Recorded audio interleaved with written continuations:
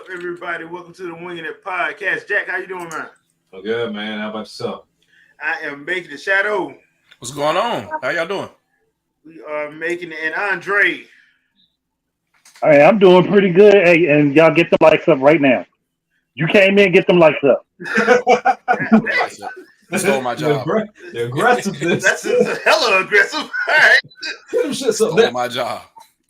Yeah, okay. Look, they in the Debo in here, so somebody had to do it for a moment. This is true. All right, before we jump into what happened last week, what y'all been playing? Shadow. You already know Tears of the Kingdom, Street Fighter 6 for the most part. Dude, how can you play Tears of the Kingdom, that non-game of the year? Oh yeah, that DLC. Yeah, that DLC. How can you play that, dude? I also played the biggest DLC ever, which is Xenoblade Chronicles X. So I'm at like probably 1,300 hours now on that game. So it's just insane. That game is vast, and I don't understand how people. That is not open world unless you're talking about Elden Ring. That's not open world. 1 gig around, bro. That's all I can tell you. 1 gig around. But it's not in 38K and it's not 385,000 frames a second. So I can't play peasantry. You can't play. Look, I can't play a game if my eyes ain't bleeding. Yeah. Tekken 8 will go down to 720p depending on how demanding the frame is. So don't get mad because they got better Final Smashes than Smash Brothers. Oh, you mean they stole them? And that is where I get all the hate. So, Jack, what you been playing, man? I've been playing Legend Bowl. I just released on the 9th. So, I mean, it's one of those games that while it doesn't have like your 3D top of the line graphics, it has like official playbooks in them. You know, it runs great. I mean, it's an amazing game.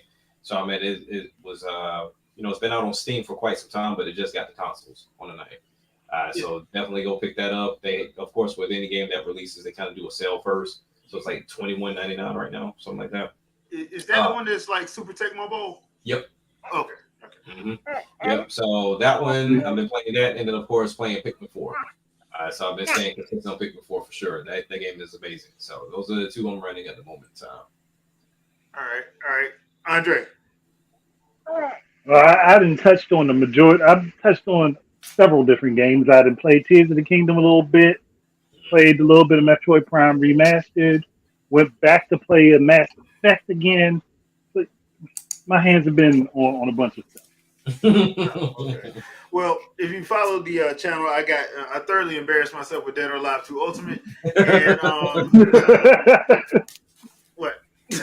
What y'all expect me to say something else? Dead or Alive was great. Say something else? Yeah, Dreamcast version or not the. No, he said Ultimate Xbox. Yeah, Xbox version. Yeah. Man, I told you my Dreamcast finally died on me. So that game, I can't do nothing with it. That's pain, man. I know. That Tears of the Kingdom, and I was playing. I finally finished Future Redeemed. Yeah. You was emotionally messed up after that, wasn't you? Huh? No, you was emotionally messed up. I wasn't emotionally messed up. I was just like, I was more emotionally messed up after Xenoblade Chronicles 2 because I never got Cosmos. That never happened. Anyway, Cosmos is great. Please. I hate you, man. I hate you so much. No. She doesn't break the game nearly as much as Elma does, though. So, like, it's okay. Elma unlocks a completely different gameplay mode. That's how broken that game is. Don't make me drop you from this podcast.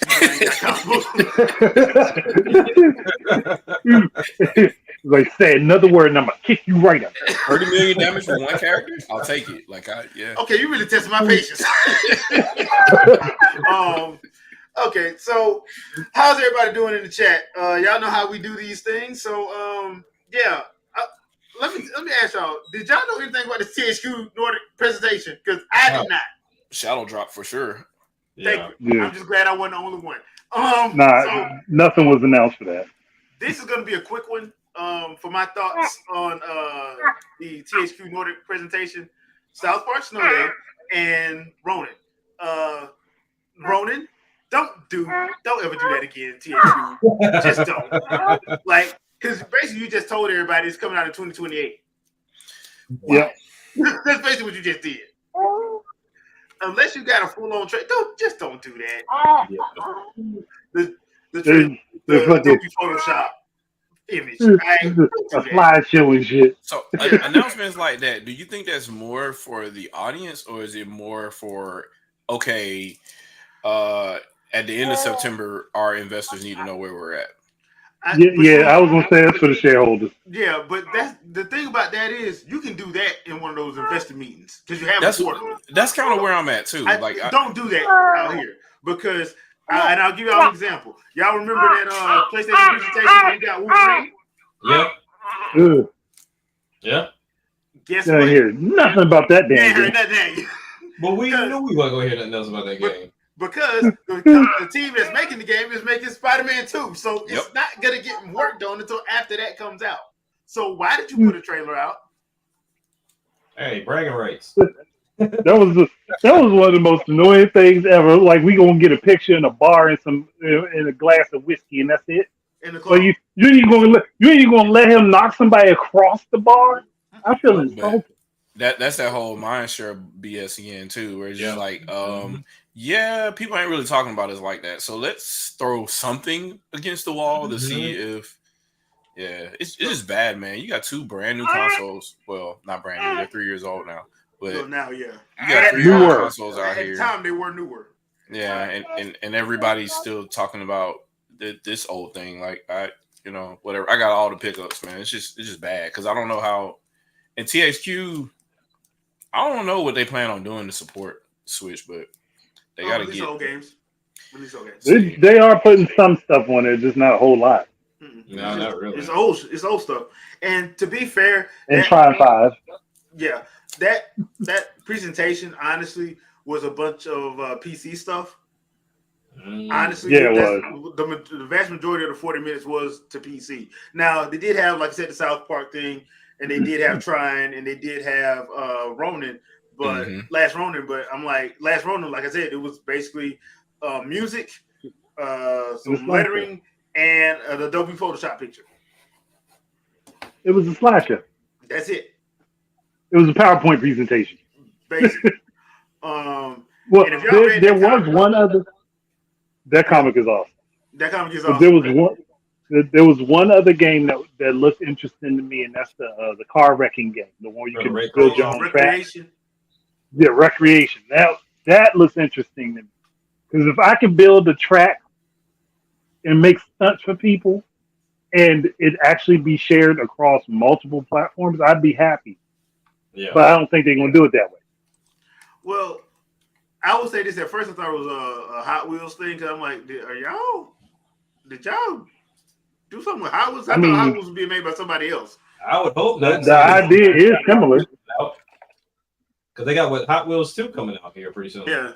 That's why at first, because the way the first track looked when it started, I'm like, this is Hot Wheels. Right. It looks exactly like Hot Wheels. So there's that. Mm-hmm. I just at this point I'm like, okay, whatever. I don't have thoughts on it just because I'm like, I'm not trying to be controversial or anything. I just don't care. Yeah, I mean, I know like somebody that I work with, they're excited for Way of the Hunter because that's like they don't play anything else, but they seem to be well invested into this game. Like they don't hunt in real life, but it's something they just love the concept of this game. It's not something that I guess is too difficult or too complicated. It kind of just, hey, follow these tracks, make sure you upwind, downwind, and then you go and you shoot. So they love the concept of just doing that. You know, because it ain't gonna be like real life. Because real life, that line gonna be right behind you. Yeah, so I mean that's about the only thing. But yeah, I don't know. THQ Nordic, I mean, they don't really have any franchises that I really care to pay attention to right now. Anyway, at least not ones that they actively are using. They're more just a license holder at this point now. They acquire licensing deals with franchise holders, and then they try to divvy out game development. to different studios. It might not even be their internal studios. They'll find another studio to say, "Hey, look, we got this deal. Do you want to make this game for this franchise?" And then they work the behind the scenes on getting that handled. And that's just that's kind of what they've been ever since that whole relaunch, rebranding with Nordic and whatnot. So it's just it's more fallout from the B tier studios dying during 7th generation. So there's because they're like the last ones holding on, ain't it? Yeah, they're the last ones holding on. And they've relaunched a couple of times since that death. Mm-hmm. So it's they're just reaching out to investor after investor to see if they can stay afloat. Jason Rubin, the best CEO of all time. Man, killing me with this. What? I'm just saying. I mean, he's awesome. Out of this South Park trailer, I don't know, man. They announced a lot of stuff, and I'm like, how do you expect this stuff to do when it like they're kind of like depending on maybe the Nintendo version. If we do a Nintendo version, it'll sell well, and I don't. They're going to some of these games, and then they don't even announce it for the platform, which is hilarious. They're never gonna announce it for it, but it's gonna be on there. Yeah.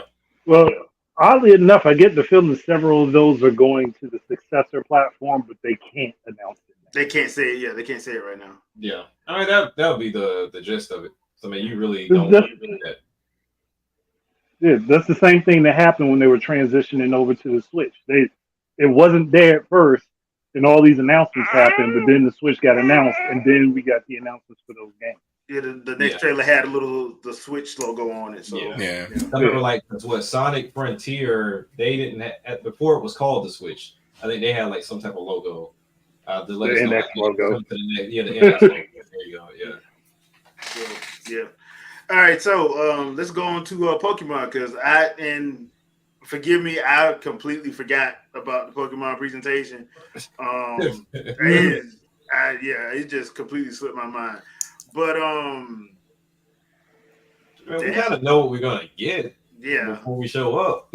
Yes, I mean, and this one was more informational. Like there ain't no new game really coming out this year, so you got to remember it had like what they had Arceus, they had Scarlet and Violet. Yeah, so Diamond and Pearl remakes. So they had like 3 games essentially drop.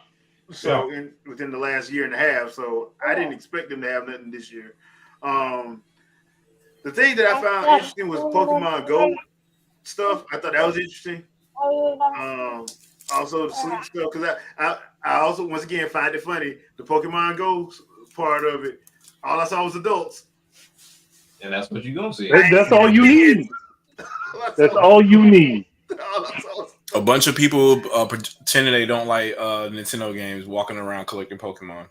Yep. I thought it was funny. I just thought it was. I'm waiting for the version of it that lets me use AR glasses. That's what I'm waiting on. I think we talked about this before, Jay. It was a bunch of people. Like I knew people from work that just like I use my kid's phone. I'm like, why don't you use yours? No. Like, why don't you? Wait, why don't you use yours? No. Like, why are you trying to hide? Like, what you afraid of? Use your phone. I bought the family plan so I wouldn't have to use my phone. Don't be afraid to take your phone out looking for Pokemon. What's the problem? But you'll take your child. I mean, look, you can use both phones. You get double the work. There it is. Both phones. Mm-hmm. I told y'all about my friend who was telling me, like, man, him and his wife got so hooked on it that they would ground their kids to take their phones on purpose. I'm like, y'all evil. Y'all are evil. Y'all are evil. Oh, that's wrong. We go on dates at one spot here, and like there's railroad tracks kind of like circling the city area there, and people would trip over the train tracks. They're walking on the train tracks, just like looking for gems. It's just ridiculous. I was sitting looking at that. I was like, And none of these people probably know of any of these Nintendo characters other than this game, which is hilarious to me because it's a lot of normies. A lot of normies caught on to this game because other people were doing it. All I know is they had that big when Niantic released it. They was dropping Mewtwo in Central Park. Yeah. Oh, people went nuts. But we got somebody playing Pokemon Go right this second while they listening. Yeah. They had their own Kais in that moment, I guess. That's the Oh man, that was it. Like it happened because I will never forget. It was what 2016 17, I think it was when that happened. Because it was Mewtwo, and it was the Mewtwo that was in Pokken Tournament. That was dropping in Central Park, and that place got flooded. Yeah. And I'm like, wait a minute, it's 11 o'clock at night. There ain't no kids. I hit these all adults. Yeah. I'm like, and that's how I go. Oh yeah. It's like they was having Pokemon hunting parties and shit. Yeah. Pokemon Go will always be a hit. And the funny thing about it is, it's basically it was designed to get kids to walk around. It's an odometer. That's all it is. It wasn't even a Pokemon game at first. It was it was just a geofencing app, and then they just turned it into like, okay, you can just we'll make it interactive with the game, and that force kids to go outside and walk and right. You know, they surround us. Well, and it forced somebody to go out and walk. Nintendo like, why are all these adults out here? Yep. Like, what the hell? Like, bruh, when I tell you I've heard the stories of people like, baby, do not move the frying pan. There's a Pikachu right there.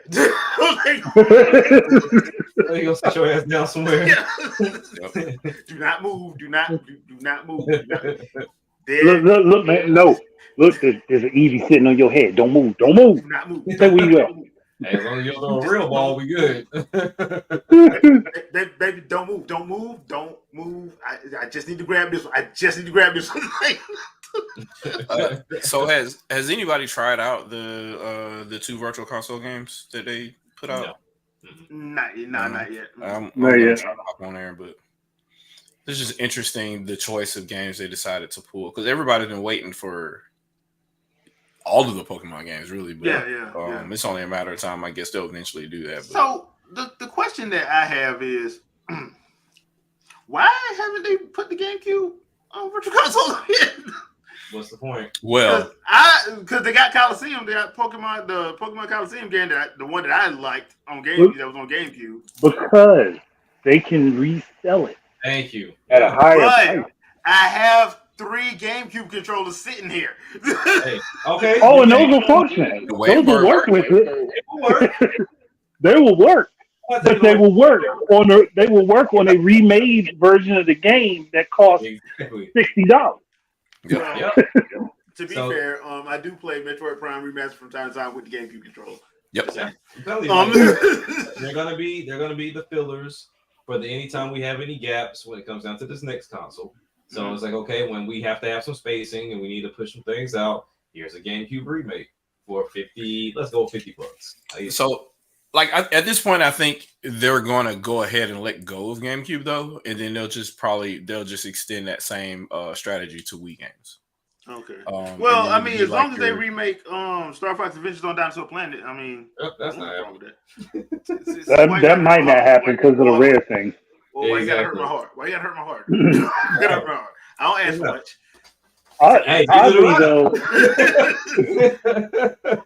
I don't even ask for F-Zero. Either. I do. Well, according to Twitter, if a game sells bad that Nintendo makes, that's a good thing, because it means they won't go down that avenue anymore. But that's a whole another. And I'm like, I mean, whoever the hoe that said that can go lick a rock. That's what I can. There's a lot. The hoe that said that can go lick a rock. There's a lot of I'm just like, and look, so the first comment after I said that was they need to remake Eternal Darkness, and I'm like, so would you throw away Eternal Darkness? Would that mean that was a bad idea? Like F-Zero, like great idea. Wave Race, like all the Fire Emblem originally before Fire Emblem, not Three Houses. If Awakening didn't happen, didn't happen. You mean the Smash Bros. Didn't happen? Well, they would have still been in Smash. We just wouldn't have got no more Fire Emblem. Yeah. And there wouldn't have been no new characters. There wouldn't have been no Corrin. I thought Chibi Robo. I like Chibi Robo, and I like the Wario game. So no more Wario games. No more Wario. No more Chibi. No, what I want more custom Robo. Where the hell is that, bro? Yeah. People act like Legend of Zelda been selling 30 million copies of entry. No. Animal Crossing as well. That just started too. Yeah, Metroid don't sell like that. Yep. Like, yeah, people was clamoring for Dread, got Dread, and was complaining. Didn't know how to play it. Right. They didn't know how to play it. I'm like, It's too, I've seen it's too hard. I can't figure out where to go. Like, bruh, it's self-explanatory. Why I've can't seen Metroid people. crawl? And I'm like, finally, you're right, because now we can actually say that she's a Metroid. So, so we can finally say, why can't Metroid crawl? Well, I mean, that's because she has unlocked that ability, but Yeah. whatever. The I mean, funny thing she can about it is, slide though, so it don't make a difference. Yep. well, that's the thing. Like, I've seen so many people talk about how great Metroid Prime Remastered is. Like, y'all never played this before? That's Oh, what yeah. killed Like me. all y'all said that we need a we need more Metroid Prime. They need to And remaster games. And y'all finally get it, and then you expose yourself that you would never you've do. never played the series before. I will say though that the way they remade that game, they did a really good job because it still felt new to me.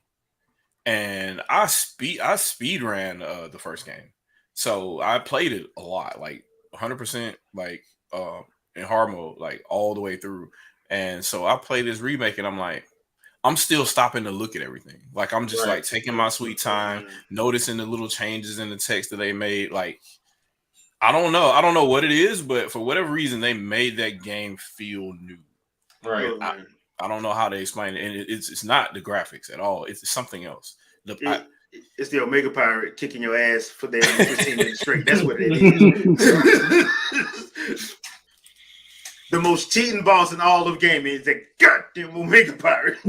I'll say this: Metroid Prime felt a little bit more elusive in the second phase. Like Yeah. somehow I'm like, you running a little bit too fast. Like it's not as easy to hit you with this beam.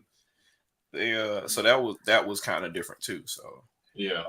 I don't know what they did, but they did something to make the pacing and the feel of it just a little bit different. It's untangible or intangible, but that's what I got from it. So, but Now I hope they just do my favorite one on Corruption, because Corruption is my favorite out of that Prime series. So Corruption was good I mean, because you thought like when they do the thing where they're like, you need this certain thing to get to the new area, and they kind of make it obvious, but it ends up not being that thing. Like you do something else first before you get that thing later on. They like really wave it in front of you in Prime Corruption because you're like, well, I need this one upgrade to my ship, or I need this one item so I can get from here to there. And they're like, nah, go over here and do this little stuff, and we got another way for you to get. Yeah. So I kind of like that too. They did a good job with the story, and it was voice acted, which a lot of people were clamoring for at the time and did not understand it. Yeah, they voice acted in that game. Yep. Like, They just want to hear the baby over and over again. The baby. the baby.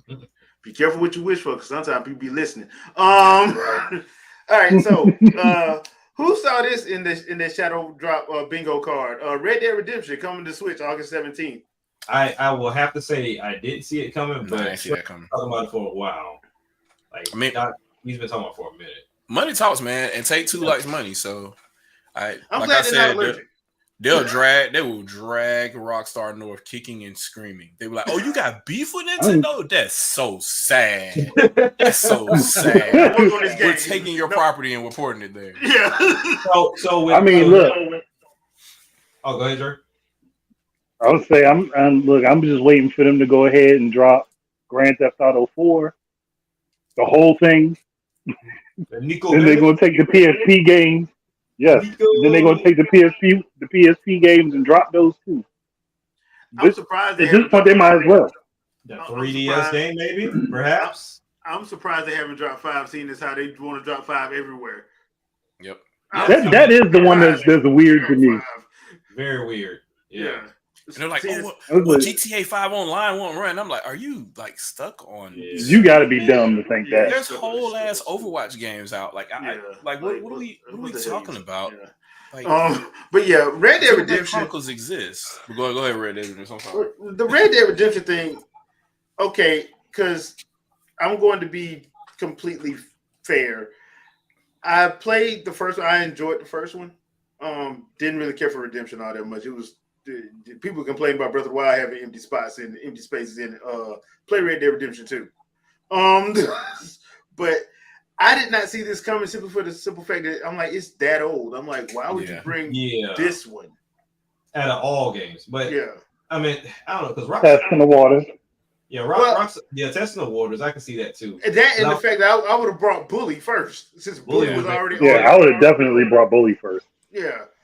So, I don't know. Like I've never been a big fan of Red Dead. So like yeah. whenever I saw people going crazy over two, I'm like, people really mess with Redemption like that. Like I didn't even know people played Redemption like that. Yeah. But I mean, if Mm. they're testing the waters, I mean, I would assume Grand Theft Auto will be the one, not what we got with that Raggedy trilogy, but No, test the Mm. waters for something a little I bit mean, different. if you wanted a Western, you could have brought over Red Steel too if you wanted a Western. But That too. that's Ubisoft though. That's Or Ubisoft. They ain't take two. or check this. Before you port Red Dead Redemption over, port over Red Dead Revolver. That was surprising to me. So that game was Dead Phoenix was dumped so they could work on that game, that part of Clover Studio or whatever. So why not? That project was supposed to be for GameCube, so why not finish out that deal and put Red Dead Revolver on Switch and whatnot? And that'll kind of close the gap there because that fulfills the promise originally for that project being there. Either that or somehow figure out what the hell you were doing with Dead Phoenix and bring that out, but I don't think that's gonna happen. Yeah, I don't think that team is nobody on that team is there no more. No, they're gone. Nah, and you got they people that ain't. split to the Four Winds and went to Platinum and everywhere else. So Yeah, it's gone. You got a better chance of scale by going back to Xbox. Yeah, Than you talking about like that. Breath of Fire team, like Yeah. it's like those people are gone. Yeah, yeah. Yeah. So are y'all going to pick it up at some point? Because I don't know if I will. Because like I said, I liked it, but I still got my PS3. So Yeah, not sure yet. Because that's I think they'll have to come down on the price. Because that's I think it's just $50. and I could just play the Xbox version. Like it's Yeah. Xbox version's cheap. Also, I already have it, so I can like. Then we just put it in and you good to go. Yep. So yeah, I just didn't see that. I did not. It's random. Like it's very, very random. Like it came out of nowhere, and then it's like here you go. But like Andre said, there's probably a reason behind it. We probably won't hear about it for quite some time. But to just randomly do this and see how it runs, and hopefully we don't see that dumb narrative of hey, if you guys don't buy this, you're not gonna get something that's very stupid. Like that's like I don't think they're gonna take a 360 game and try to determine if we play games on Switch for Rockstar. Yeah. I would hope not, because that would be stupid on their part. That would be really dumb on their part. That would be extremely dumb on their part. Yeah, I mean, because a lot of people who have a Nintendo console usually have one of the other ones or a PC. So it's not like I think, especially nowadays, I think there's very few people who only have one console strictly. Yeah. I mean, it's usually you got one and you got a console and PC, and most people right now, if they're doing any setup, they're doing the Switch and PC. Yeah, they do a Switch PC because it makes more sense. Yeah, the majority of the third-party games are still going to PC anyway. So yeah, you're better off just having that combo, and then you pretty much catch everything. A majority of the first-party games starting to go to PC. This is true. Killer Instinct, all the Sony games, you're damn right. Yeah. And on the subject of Andre. I was gonna say, but the one thing I do think that I hope that Take-Two decides to do, if they are really trying to build up money for GTA 6, just go ahead, drop Bully, drop Grand Theft Auto 4, Grand Theft Auto 5 on the Switch. That will cover your budget. Table tennis. Rockstar table tennis for sure. Yeah. Here's a deep cut. I'm like, I don't know who the publisher would be at this point because I don't know if that license even exists anymore. But I'm like, State of Emergency would be a really good game to play handheld on for sure. Both of them. They just need to bring that game back out. I think the new generation of gamers needs to see that. Yeah. Because that was a pretty decent game for the time. Like it doesn't look like looks like it's hot garbage, but once you get into it and you start playing, it's addicting. It's fun as hell. Yeah, so I can kind of see that game getting shared around a lot. Like you and word of mouth is insane on Switch because you could just show anybody the game that you're playing at any time. So I think that will probably do good. Somebody I don't know. Somebody needs to research that and figure out how to who owns that now or who owns the name of that franchise now, and then get that out there. If I was to just make a guess, it'd probably be Microsoft. No. At this point, yeah, you're right. You're right. You're right. And that is going to piss a lot of people And on off. that note, And on that note, y'all, our next shadow drop is Quake 2 Remastered. Wait a minute. I thought On Microsoft was everything. keeping all Bethesda games exclusive. Wasn't that what everybody was saying? Look, sir, we have to win this console war. So let's go with it until proven wrong, and then we'll go quiet. Right? This is how it works. So, and on top of that, they released 2 new expansions, and for $9.99 for the whole thing. Really? Yeah. If Dang. you go Yep. on Nintendo site, it's Quake 2 is remastered is $9.99. Jeez. So I'm sitting there like, wait a minute. First of all, I was told that Microsoft would never allow the Bethesda games to go anywhere else because that's why they bought them. oh man. Wow. I keep telling people Microsoft is not allergic to money. They are not Capcom. They're not. They are not Capcom. If they gonna make money, they gonna make money. If they were if they really was about keeping stuff exclusive and not sharing out, no, but they would have never let Minecraft go nowhere. True. Minecraft No, they making wouldn't. $2 billion. Minecraft was bringing in billions. Why in the world would they let everybody get that? I mean, they've been saying for the longest, like, hey, we're gonna make this where we can play. You can play anywhere. That's their whole pitch. Yeah. It wasn't just okay them saying it because they have an Xbox and PC, and then they have the cloud. Like they genuinely feel like okay, if this fits better on another console, they'll put it there. Now, will they'll get petty as hell and not put it on PlayStation? For sure. Oh yeah. Now, yeah. Hey, look, after you and your homeboys put me through all that shit, all you getting is Call of Duty. All you get. And you're lucky you're getting that. Lucky you get that. So I don't blame them. I'm like, look, they basically have Microsoft. That's Microsoft's way of being petty. Nintendo would be like, we'll give it to you and make fun of you at the same time. Yep. So, put a trailer on there just. Yeah, man. I don't know. Like to me, I mean, Microsoft knows that they're going to play this game by game. And that's very obvious. They're going to play this game by game. You know, if they decide to drop another Ori it's not going to be exclusive to the Xbox. It might be there for maybe like a couple of weeks, if not a couple of months. But Switch is going to get that. Yeah, because that's where that crowd is. Exactly. I know people don't like to hear this, but that's why Xbox don't have a lot of RPGs. Like, dude, that's not that fan base. It's not. It really isn't. It's just not. I mean, I'm sorry to say that, but it's not. It's not bad line. Because I mean, it really comes down to you just having variety, right? Yeah. I mean, we all preach for variety, competition, the whole 9 yards. So when you look at it, we all know what Xbox was from jump. It was that dude, bro, shooter console out the gate. So that's what it was. Out the gate on everything they love. Yeah. They're gonna get you with some shooters. Yeah, you like if you ever say you don't have shooters, you a complete lie. Yeah, because the stable one and it's all multiplayer, so that's just where they thrive. Yeah, because their whole thing was online. Yeah, they perfected the online. That's all. Like, if anybody's going to say, if you want to say anything about Microsoft, you can say this: that online is damn near perfect. And if they do go down, it is back up within 48 hours. Right. You will never have to have a situation like I used to have on PlayStation where stuff be down 3-4 days. Nah, not on Microsoft, it ain't.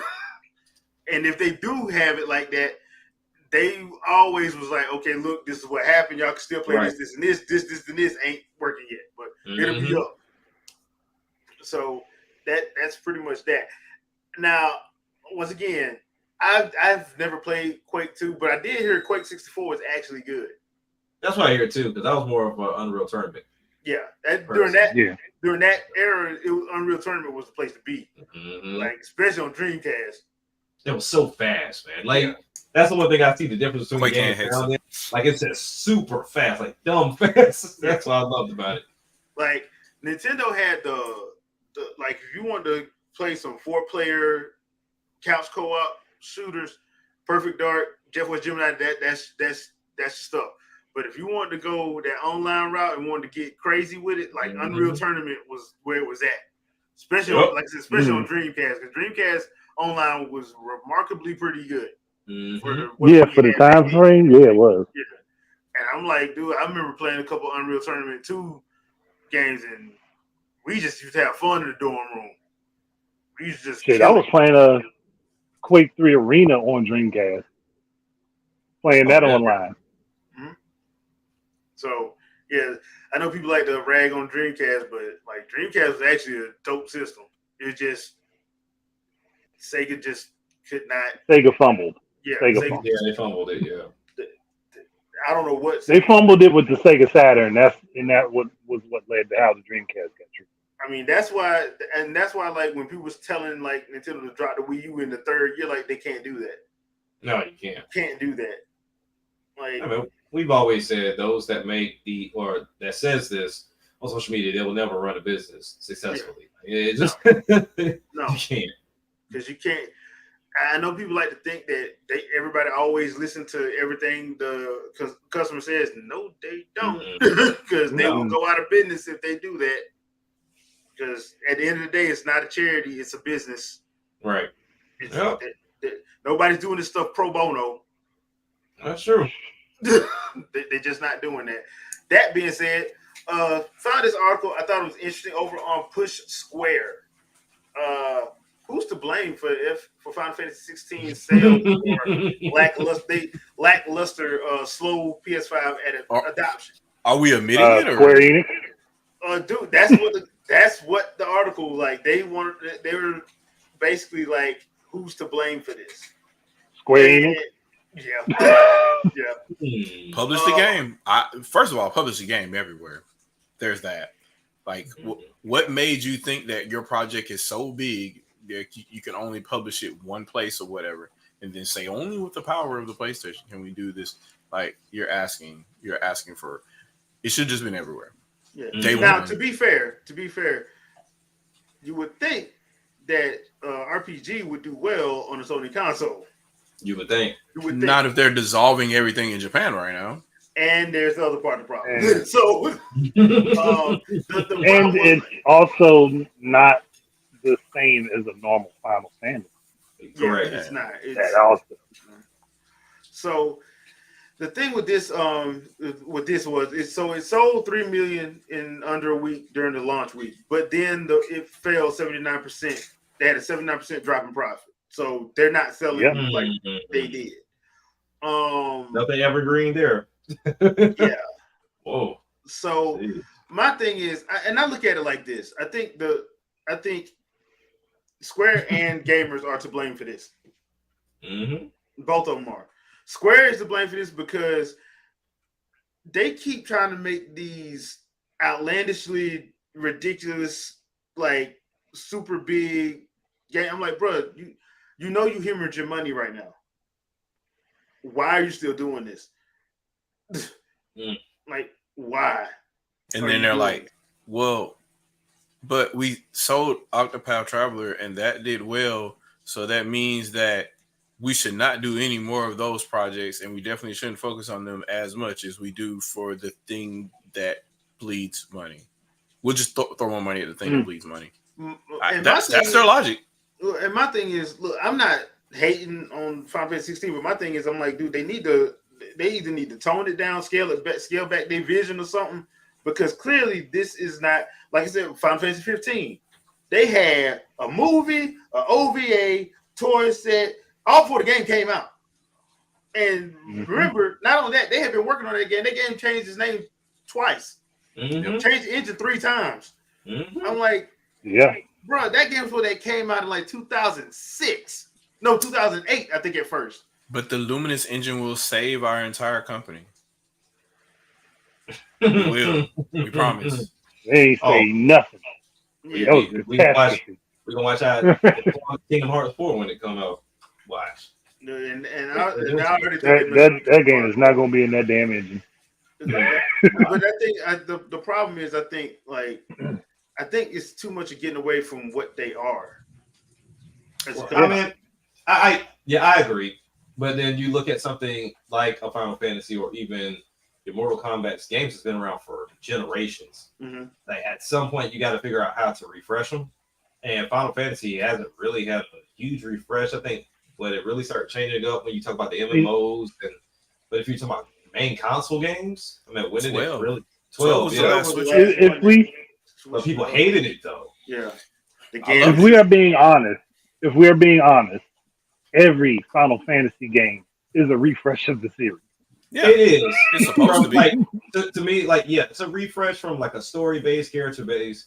But if we're talking about like just main gameplay, hell, sometimes even music, you'll have some serious, I mean, like common things in there. I don't know, like I don't know how you redo Final Fantasy. Maybe it needs to take a break. Because honestly, at this point, it doesn't seem like they know what to do. Because the I HD could, 2D stuff seems to be on the great path. Hmm. Kingdom Hearts yeah. needs to stop completely because until you figure out what the hell that story even is, Yeah, like, yeah, stop. yeah, Just don't even do nothing with it. Just stop where No, you just leave at. that alone. But yeah, I mean, they have franchises that they can continue, but I would say just those two because they're your big money makers, but they're now draining you. yeah. So maybe they just need to Well, chill until they figure out, or until people get to the point to say, "Hey, I want the old Final Fantasy back," and you give Or them that. yeah, because like they the still thing is, running Final Fantasy 14, so that MMO is still going. Yeah, So yeah, my they thing like is, that though. yeah, I mean, my because thing is, if they're going to do anything with Final Fantasy, stop progressing the numbers right now. Please Go do. back to your more popular games in the franchise, meaning go Yep. back to 6, 7, 8, 9, and add additional content to what those stories had.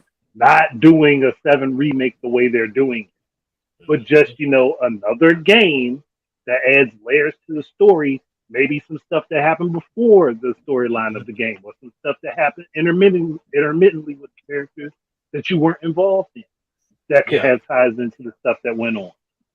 All right. But they're not doing that. They're trying to up their production values for no damn reason, and it's costing them constant money. Yeah. Constant money. I'll just say this: they made a huge mistake by trying to build that engine, and then they're trying to build the engine after. I know it's some years after, but after you let go of one of your more prominent studios for that kind of technology. Um, I honestly think they shouldn't have let anybody from Monolith go. Mm. I said the same thing about then Brownie Brown at the time because I'm like them and Camelot are going to outdo you, and like I don't know. I'm pretty sure if somebody came out with they decided to remake all of the Golden Sun games, they probably would do pretty well on Switch. For sure. Um, so and it's just one of those things where like Monolith is outdoing you, and they're nowhere near as close as big as you are. And they just got bigger because of Nintendo's checks, and they're doing it better than you. Everywhere that you wanted to go, like we can be partial open world, or we can have MMO, like they're better than you. And Mhm. I don't know what else. And you're talking about in Japan, down the street from you. Like it's kind of I don't want to say it's kind of embarrassing, but you're talking about a studio that occasionally wanted to do certain things and they will go from publisher to publisher and do whatever. And now they're rivaling your biggest games. And granted, now they have the capacity because they have their over 300 people or whatever now. So now they have the capacity to make that work, but they're still just a subsidiary to Nintendo. They're not even really a really big uh, brand like that, whereas Square is big enough to be their own publisher. Right. So I just don't understand how you undertake building an engine without your engine people.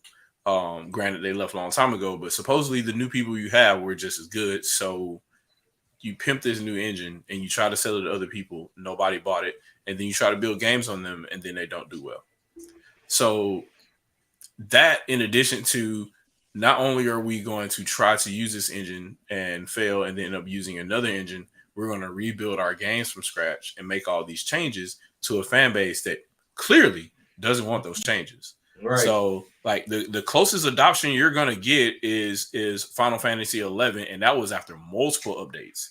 So, and then same thing with Final Fantasy 14. So, like, how are you gonna square that peg? Because this is your biggest franchise, right? Your entire company was supposed to die and rose like a phoenix from the ashes because of this one game. You have to treat it with the utmost respect, and it doesn't seem like they are understanding their core audience, nor are they understanding how to get their core audience to bite on what they don't want. They don't know how to convince them. Right. So, and they're gonna show up with their wallet or not show up with their wallet and go from there. And then on top of that, if you're like, the other thing is, okay, they're not biting on Final Fantasy. Somebody just mentioned in the comments right there. What else do you also own now from your merger from a while ago? Yeah. Dragon Quest. Dragon Quest everywhere. Don't change Dragon Quest. Just put it everywhere. You will make money. And I guess that's why they're doing like the monsters and stuff like that. So hopefully that can kind of keep them afloat. But a lot of the gambles they're making, like right now, man, I don't see them being positive. And game development is only going to get more and more expensive as things go along. Yeah. So you try to go that big. Yeah. Because you don't have to go big. Like, there's this idea that you have to go big. You really don't have to do that. You don't. Nope. You don't have to do that. I mean, I'm like you said, Monolith Soft. Just look at Monolith. You really think Xenoblade cost that much? No. They spend more money on R&D than anything else. Yeah. Xenoblade 1, the Definitive Edition, 2 and 3 did, I would say, did not cost probably as much as Final Fantasy 15 did. No, it's just really good planning for them. You could tell they build games in a formulaic way. Like for all the systems they add in those games, they build all the little mini databases first, and then they put everything in, and then they start fleshing out characters and setting a team to fill out what this NPC is going to do, what is this quest going to look like, and all that. And they all have like a familiar conclusion to all of their quests. Like, you can tell that Monolith has a formula. Any developer can follow this and see what they're doing and see why it's successful. And for whatever reason, the way that they write it and the way that they switch certain scenes up, they don't feel formulaic. And all you have to do is say, hey, look, so at the end of this quest, it's not going to be the same cutscene, blah, blah, blah. It's going to be the same set of sub scenes, and they're going to change depend on, okay, well, we're going to randomly have these two scenes show up, blah, blah, blah. And it doesn't matter the scene, because you're just going to put different NPCs in there to make it feel different anyway. Even though if the camera's going to cut this same way or play this certain song or whatever, that Monolith has that nailed down like to a science. And I don't think any other developer period has that same type of I guess you could say formula together for their games. So, and you could tell that it fell all the way into the Nintendo games too. So like Breath of the Wild and Tears of the Kingdom, their quests are the same way too. When you go and you come across these people or whatever, once they conclude their quest, there's a certain set of conclusion type animations you're going to get. There may be something that's a little bit unique based on each quest or whatever, and you still get the same, hey, you finished the quest, here's your reward or whatever, blah, blah, blah, then go forward. They have it down to a science, and I don't think anybody else does. So, but you have Dragon Quest. That's formulaic as fuck. Like, you don't have to. If you're going to spend the money, spend the money on Final Fantasy, but make sure that the audience is going to buy. And if you're going to find something you're going to stick to, it should be Octopath and Dragon Quest.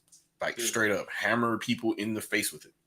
Well, the other thing too about Monolith and Xenoblade is they also have done 2 DLC expansions that actually massive that actually fixed issues with the original game that they did the expansion for, like Torn to Golden Country. I remember me and you were talking about like the issues we had with some of the gameplay aspects of XC2.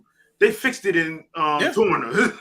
Yeah. and made the game play smooth. So much so to the fact that I was like, can y'all just move this over the time? And they're like, we'll just take that and make 3 with it. Yeah. And then in 3, and then we'll fix 3. Yeah, we'll fix 3 in Future Redeem. Can y'all take this from Future Redeem and put this in the main? Okay, y'all suck. Because they get you, it's like, that's why you're like, hey, look, if you play one of their games, beat it before you do the doggone DLC expansion. Because if you do that expansion, you're gonna be mad when you go back to that game. You'll be like, why can't they put this in that? It's so much smoother because there's certain stuff in Future Redeemed that is just plays way smoother than in the base XC3 game. So I'm like, yeah, I completely agree. And Metal Man, you do have a point there. They can throw the Mana series in there. Like, dude, they have Square Enix has a nice catalog if they want. Y'all remember the Grandia series? Square got it now. Yep. Yeah. It ain't Game Arts anymore. And you don't have to make them big. You don't have to make it ridiculously big. You just have to stick to a story, and it don't have to be 5,000 hours. Just between 40 and 60 hours. Just 40 and 60 hours with some replay value. That's it. Because I think 13 is the only one that's had like a continued, like minus like 10, 10, 2. Direct sequels. Yeah. Yeah. And they will all follow the same mold, and I think that's what made those work. They knew what they were going to do. The story was hashed out, and by that time, the gameplay was you knew what you were doing. Yeah. So you didn't have to worry about it. It's one of my favorite YouTube, the Honest Game Trailer dude. He's like, look, from the team that doesn't know the meaning of the word final. Final. Yep. I mean, but they got a lot of time, especially in the RPG category, that they can use from. I'm like Bravely Default. Yep. Mm-hmm. Bravely Default, Octopath. I mean, people have been saying they like what Octopath is, so I don't understand where the disconnect is with them. And this one, Brave Fencer Musashi. Yep, they still got that too. Yeah. Now the one on PS2 really did kind of piss me off because they made that last one they did. They made it look like it was so fast. That game ran so slow. I wonder, do they still own the rights to Xenogears? I think they do. So I'm pretty sure they do. That. So you've got a wealth of options to go through here, and Brave Fencer Musashi is really good. I remastered that and put it everywhere. Yep. Yeah. Money off of it.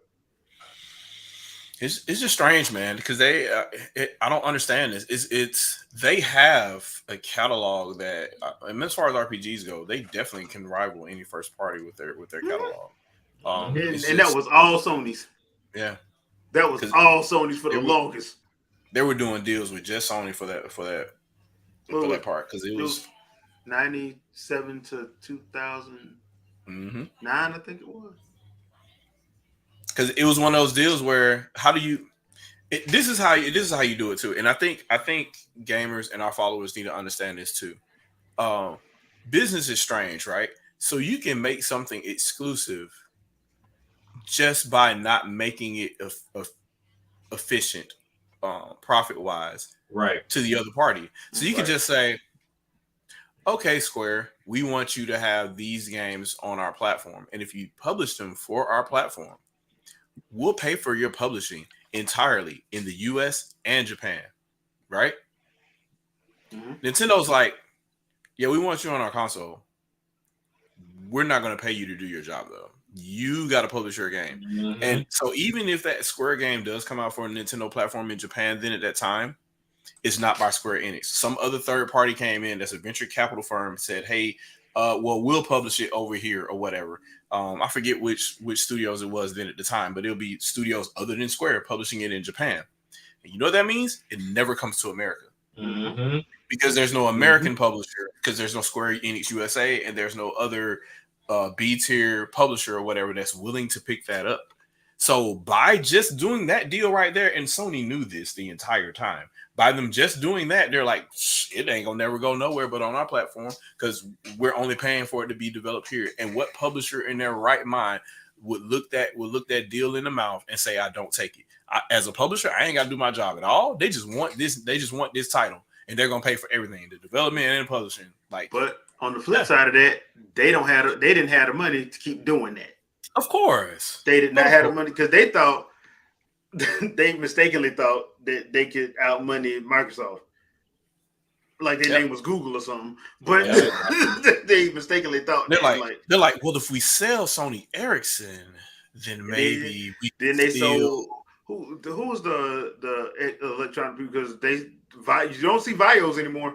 No, you barely see the TVs. Also, yeah, and Bravia still kind of make money, kind of, because I think that's what they use in stadiums now. They use that.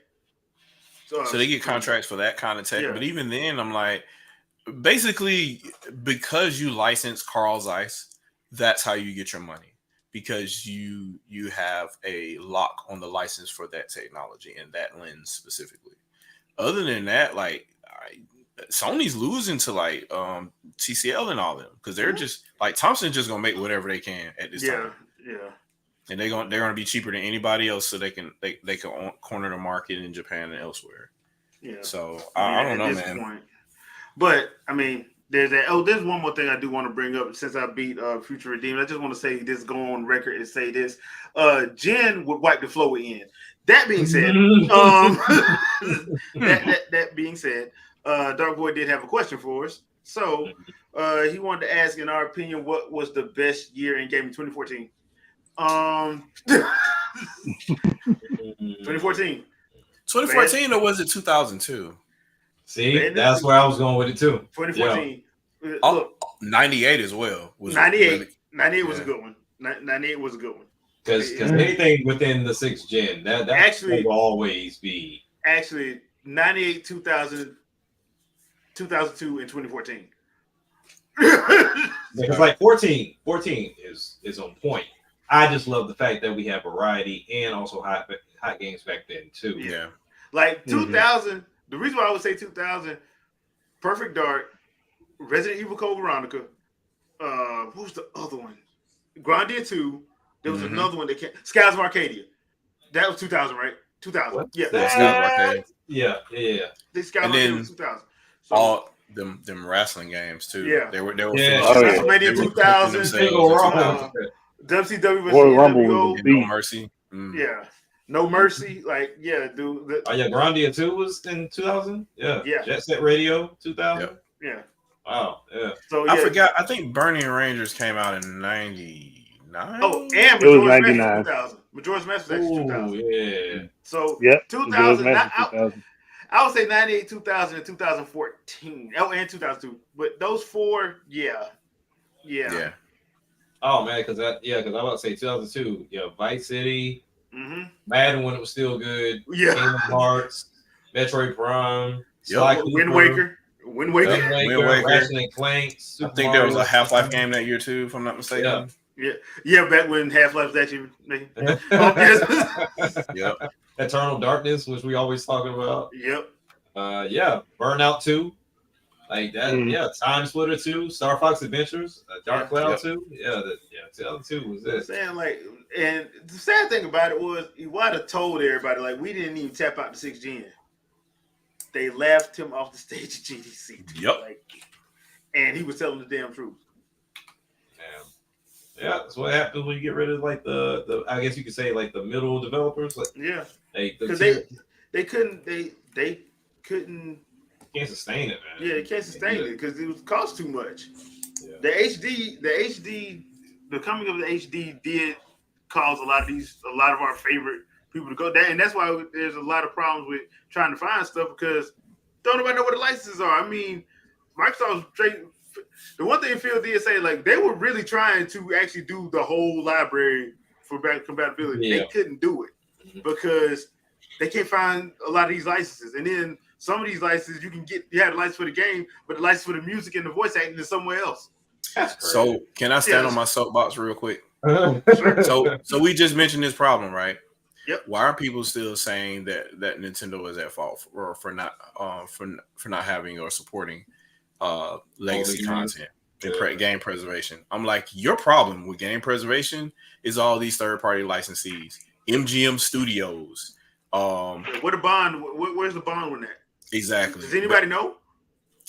It's MGM, Microsoft, And you can't forget the estate. Rare, and Nintendo. And you can't forget the Ian Fleming estate. You got to they got to sign off on everything. That too as well. Yeah.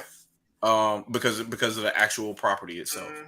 So all kind of movie games, like just every movie game you could think of, any of those brands, it's gonna be hard. It's gonna be hard to come by.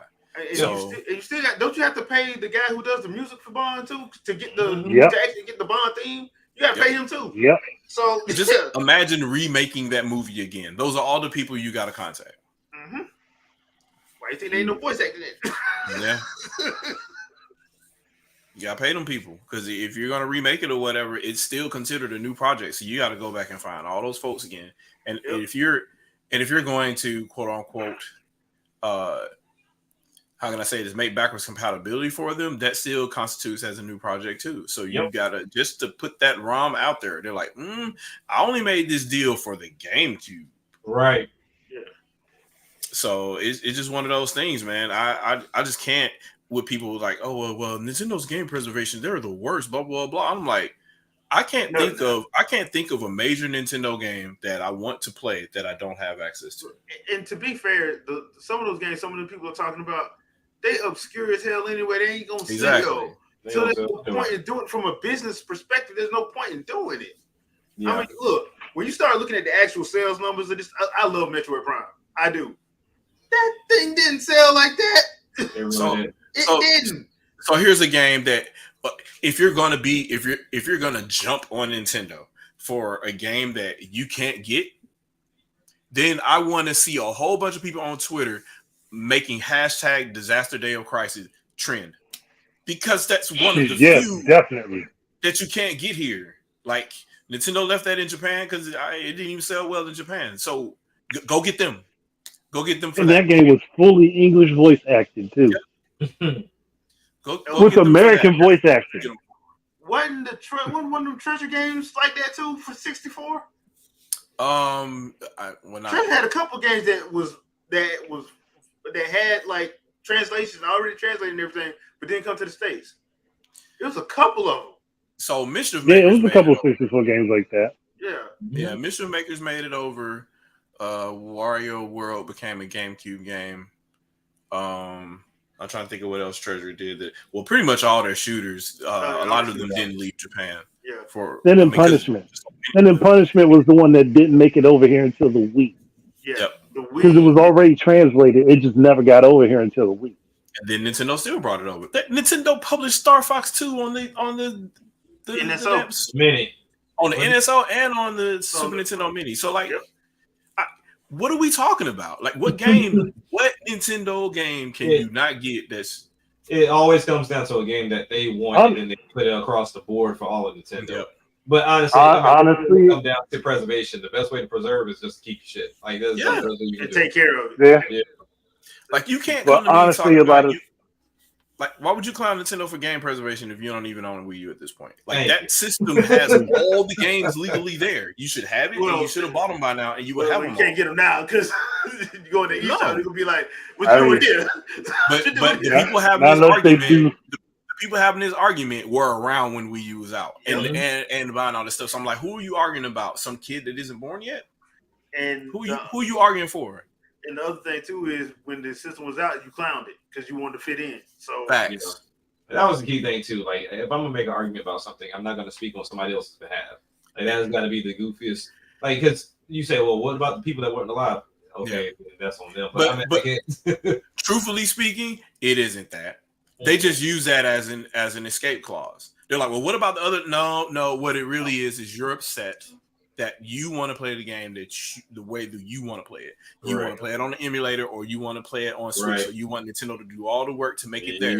When you had all the opportunity to get it on Wii U, or you had all the opportunity to get the original game when it was out. Right. You're just like, well, look at the other people, blah, blah, blah, blah. I'm like, look at all the people who never got to ride an elevator before it was invented. What the fuck are we talking about? Yeah. That becomes an infinite logical fallacy loop. It really does.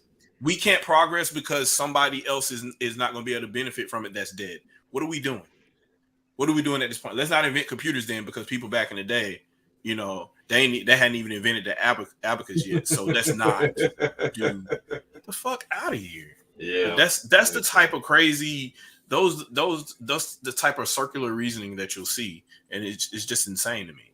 But the whole point is, I want it the way that I want it, and if it's not the way that I want it, then it's not game preservation. I'm like, preservation is a dictionary word. You can read it, and it tells you what preserving something means. That means there's access and there's availability to it in some way, shape, or form. Right. So, but no, I get off my soapbox. But that's just so frustrating to me because I'm just like, bro, my GameCube ain't dead. I got I'm still kicking. Yeah. I got this Mine is right here with all the I things got 2 on it. GameCubes. So I don't like Yeah.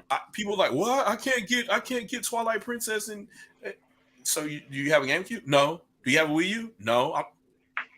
Really, what do you have a Wii my shops? Trust me, that's where I got You had 3 options. You had GameCube, you had Wii, and Wii. Yeah. And you talking about Ocarina of Time and Majora's Mask. I'm like, this stuff came out on 3DS too, and 3DS was wildly popular. You don't have. Come on, bro. Like they gave you every avenue to buy this game, and you didn't. So You just chose not to. Yeah. I mean, what was it? Samus Return? What I'm seeing is I'm seeing the NES effect. I'm seeing this. I haven't bought a Nintendo console since NES because NES was popular, and now the Switch is popular. So I want all those games that I missed due to my own fault because I'm trying to fit in on this console that I do have. Yeah. So now I can do the Pokemon Go thing and play this console without play this game without feeling embarrassed. And unfortunately, that's a lot of people's logic. They won't admit it, and they definitely won't admit it in real time until you question them more and take all the excuses away. Then they're like, "Well, you're still not going to say it, are you?" No, I'm not going to say it. Nope. I'm not going to admit that. Just say, like, a lot of your friends talk trash about the system, and you never wanted to play the games in for that reason, or you missed the system knowing that you wanted to play the games on it, and you never got it and never played them, and now that you're playing a Nintendo console because it's acceptable, you miss all the other games. And it's hard. Yep. It's hard for you to find a Wii U now.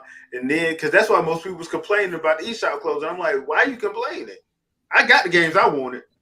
Bro, they kept that game. They kept that thing up a good 8 years after they discontinued. They discontinued. Well, no, not 8 years, but it's at least 5 years after they discontinued. They discontinued the Wii U in 2017. Yeah. No, 2016, wasn't it? Well, 2017 is when they stopped manufacturing all. They discontinued it. They discontinued it the year after the Switch. Yep. So yeah, 6 years. It was 6 years. They didn't have to do that. But if people was really all that worried about the eShop, then they would have been going on there buying the newer games that were coming out that were on the Wii U. There were new games that were coming out up until last year for the eShop. Then in March this year, right? So right before the eShop died, right? They had a massive sale. Sure like, it was mad games. So there was zero excuses. Like, you got a Wii U, go on there and download everything. You got and then on top of that, download everything. They gave them an extra month after that. Boom. They gave them like, look, okay, we said March, y'all got till April. And now at April, you come in here, it's gonna be tumbleweeds because ain't gonna be nothing in here. It was. Yeah. So, but all the games I can re-download, they all in there. I'm good. Yeah. I'm in there lifeline. So I mean, because the only game system I had that's literally died on me has been my Dreamcast. Unfortunately, I had to, it was a tough year last year. Taking it out back. The pandemic took out the Dreamcast. So you gonna get a new one? Hell no, man! You know how much some damn thing. I mean, I know. Pawn shop. I think the most recent pawn shop I went to. Actually, you don't understand me. I only buy the freshest, newest now. Okay. If you looking for a fresh new Dreamcast, you looking at paying about $100,000. I was about to hit him with the. We don't buy new consoles to play old games. Yeah, I remember that. That aged poorly. Yeah. Poorly. You complain about it long enough, and then they'll forget it. Because honestly, it came down to just. I want to be able to get it and do it whenever I want to, so don't take it from me. That's like that has to be the most childish logic, but it's what it is. But the sad thing about it is every company changes their stuff. You just don't know about it. Yeah, I mean, they'll just drop games. Like Sony stopped telling people when they was going to do it. Because remember, Sony they did it. People they killed the PSP, and then they were like, you know what? Like next time we just not going to tell y'all. We just going to do it because we got time to listen to this. I owe you that anyway. Like, number one, y'all not paying for this. We are. Right. Yep. Y'all are not paying this. We are. So, we just gonna shut this off because number one, we don't see the traffic in there anyway, and number two, we already got this whole another system up here that y'all need to be using anyway. So, yeah, like everybody does this, but if you tell them, they get mad and pretend like they've been fans forever. Like, no, you did, because if you did, you would have went on and bought what you wanted. Exactly. But what if I want to play it later? Like, well, that's between you and whatever deity you serve. So, if you want to play it later, then leave it in the shrink wrap and play it later. Exactly. Buy the game. Yeah, buy it and then play it later. Because honestly, it just doesn't make any sense. I mean, that's one of the reasons why my Steam library looks like it does. Why my Switch library looks like it does. On sale, a game I show interest in. Like, okay, I may not want to play it now, but it's $10 right now. Yeah, I'm gonna go ahead and buy it. Backlog insane, whenever man. I feel like I want to go back. So Jay don't clown me no more. So Jay don't clown me no more. I'm glad you got it because I don't want to hear you talking about this $400. I told you to get it, and I couldn't slip on this. This had to happen, bro. It had to happen. I told this man when Xenoblade Chronicles 2 the Golden came out. I'm like, Shadow, you better go and buy it because they said it's limited copies. I'll get it later. Shadow, you better go and buy it. They said it's limited copies. I'll get it later. What happened? $200. Then you told me about the Best Buy deal too. I ended up paying almost twice as much for that. But it is what it is. But I have it now. And I paid the price. And I warned him on multiple occasions. Look at me being wrong.com. Yes. Oh man. I bet you pick up stuff now, don't you? Yeah. If they make a physical copy of Future Redeemed, the day one, there. Be standing outside. I need, please, sir. But don't you already had this mind your business? Oh, yep, don't worry about that. I need a physical copy on the cartridge, please. I'll take 3 of them actually. Why you worry about my business? You know, how that conversation gonna go. But yeah, I'm surprised they didn't do one for Future Redeemed. To be honest. Yeah. It's my fault though. I should have learned from Xenoblade Chronicles X because that one went out fast. Special edition is gone. Like and I was looking up to get a special edition of that one. That was before scalpers decided to make bots. Assholes. But there's that. All right. So before we get out of here, like I said, I do believe that Jen will wipe the floor with N. Jen and N for Smash. That being said, thank you everybody for joining the podcast tonight. We really do appreciate it. Leave a comment and let us know what you guys think about that Nordic presentation and that Pokemon presentation. Also, what other game would you like to be ported to Switch or anywhere else that's not named Eternal Darkness or Skies of Arcadia? And let us know in the comments. Shadow, anything you want to pimp out? Nah, Shadowcast come when it comes. We'll just go from there. I had to go home and be a family man. So, like Guile said you should. Yep, Guile said I should be a family man. Go be one. So I had to go do that. But just follow the channel. I'll put some stuff up. YouTube is changing guidelines soon, so some of my shorts might not work. But yeah, there'll be changes. Just stand by. I'll send some out to the community and Twitter and whatever that thing's called now. I don't know that they changed tweets to posts. I don't. This guy is really strange. Really strange. X gonna give it to you. X gonna take it away too. Yeah. Andre, what you got? I mean, look, if you've been listening to my channel, I've been going through and breaking down people's crappy ass logic every step of the way every time I get a chance. Like people saying that the Xbox Series S is holding back games for games that have lower PC requirements than the specs in the series. Don't make me stand for Xbox. I will stand for Xbox. Like this Look, is look, I've had to do it. I've had to do it because people have been illogical. But then someone else. Uh-oh. He Look, did muted. we lose him? He muted. No, I ain't mute him. I think he gone. Like, Bruh.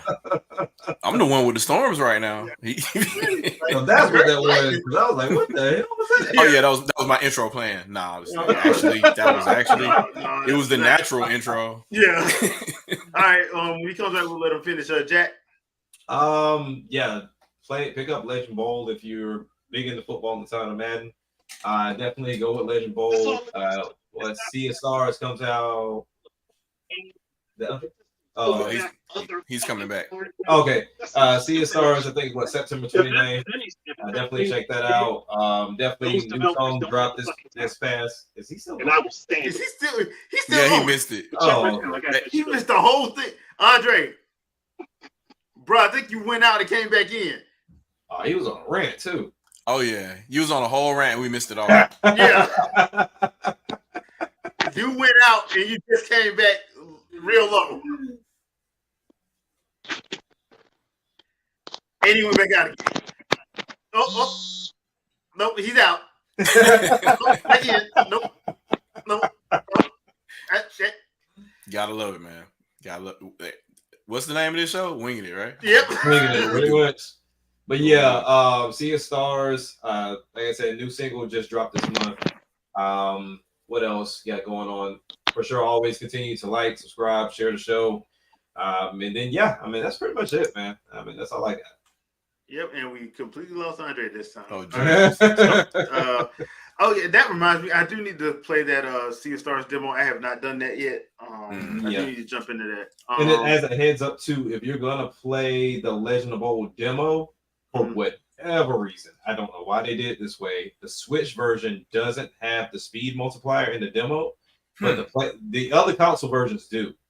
The Switch one doesn't. So whenever you play it on Switch, like it chugs.